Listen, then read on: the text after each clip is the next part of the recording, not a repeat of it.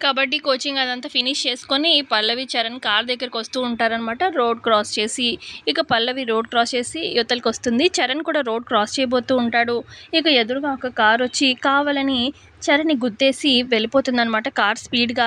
పల్లవి వెనక్కి తిరిగి చూసేసరికి చరణ్ కింద పడిపోయి ఉంటాడు. తలకి పెద్ద గాయం. అలాగే 2 మోకాళ్ళకి కూడా బాగా దెబ్బ తగులుతుంది. బాగా బ్లీడ్ అవుతూ ఉంటుందనమాట. బ్లడ్ అది కారిపోతూ ఉంటుంది.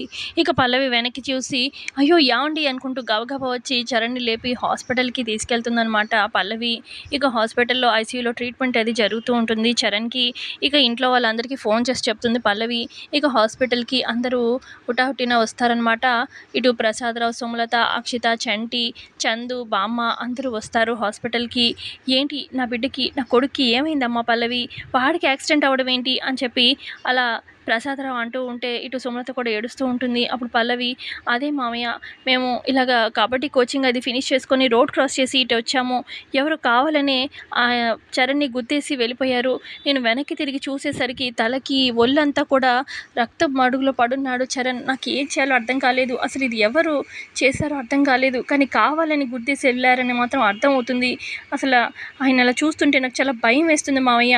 ఆయనకి ఏమవుతుందో అని కంగారుగా ఉంది అని చెప్పి పల్లవి ఏడుస్తూ ఉంటుంది. మరోపక్క ఇంతకుముందు కబడ్డీ పోటీ కోసం వెళ్ళినప్పుడు ఒకళ్ళతో గొడవ పడతాడు కదా చరణ్, పల్లవి.